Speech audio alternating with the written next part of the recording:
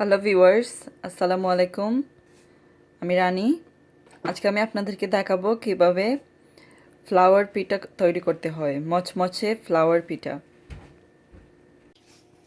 Viewers, এখানে নিয়েছি 2 cup ময়দা। আমি সুগার ইউজ করব অ্যাবাউট 4 স্পুন, 4টা ডিম, আর এটা দিয়ে বানাবো ফ্লাওয়ারগুলো, হুইচ ইজ ফর্মা। সো প্রথমে আমি একটা একটা করে ডিম ভেঙে এটার মধ্যে দিয়ে দিব, সাথে সুগার দিয়ে ভালো করে মিক্স করে নিব। Viewers, so you can see now ডিম দিয়ে ভালো করে মিক্স করে নিয়েছি। এখন আমি এটাতে অল্প অল্প করে পানি দিয়ে একটা গোলা তৈরি করব। ভালো করে মিক্স করে নিব।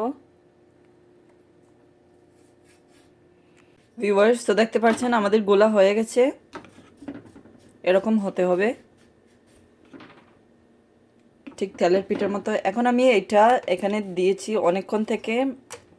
প্রথমে এটা গরম করে নিতে হবে ভালো করে। এখন আপনারা আমাকে ফলো করবেন আমি কিভাবে এটা দিব। এখানে একটু করে ডুব দিয়েই এখানে দিয়ে এরকম এটা উঠিয়ে নিতে হবে।